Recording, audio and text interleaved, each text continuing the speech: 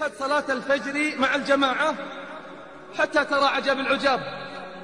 ترى أن آلاف مؤلفة بل ملايين تغط في سبات عميق، وقلة قليلة هي التي انتصرت على فرشها وعلى شهواتها وانطلقت تجيب منادي الله. ينطلق أذان الفجر في 4:07. اخرج إلى الشارع، اخرج حتى تعرف مقدار المأساة.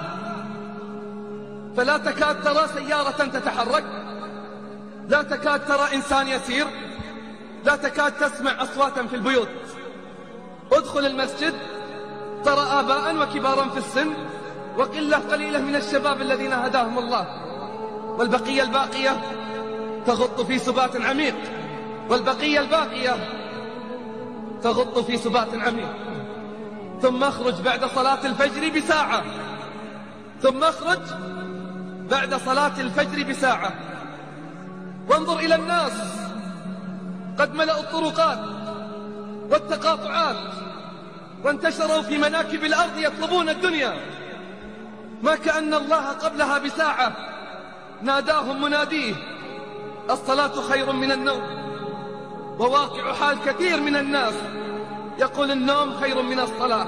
أسألك بالله العظيم، أين صليت الفجر اليوم؟ في صفوف المصلين أم اتصفت بصفات المنافقين؟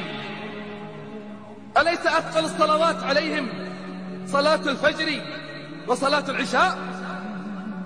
أليست هذه الأمة قد اتصفت بالنفاق في مشارق الأرض ومغاربها؟ تريد تعرف مقدار المأساة؟ اسمع بارك الله فيك.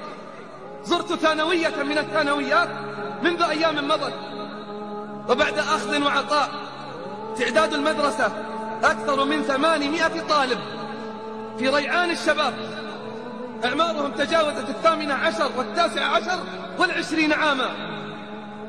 رجال المفترض أنهم يغيروا الواقع، أنهم يبدلوا الحال. سألتهم بعد أخذ وعطاء: اصدقوني في سؤالي هذا، من منكم صلى الفجر في جماعة؟ كم تظن؟ من 800 100 200 أم 3 أم 400؟ والله الذي لا إله إلا هو لم يتجاوز العدد 20. لم يتجاوز عدد الذين صلوا الفجر في جماعة من أبناء المسلمين في مدرسة تعدادها 800 طالب، 20 طالبا فقط، و780 بيت من بيوت المسلمين اتصفت بالنفاق. كيف يتغير الواقع؟ كيف يتبدل الحال؟ وأمتنا ضيعت الصلوات.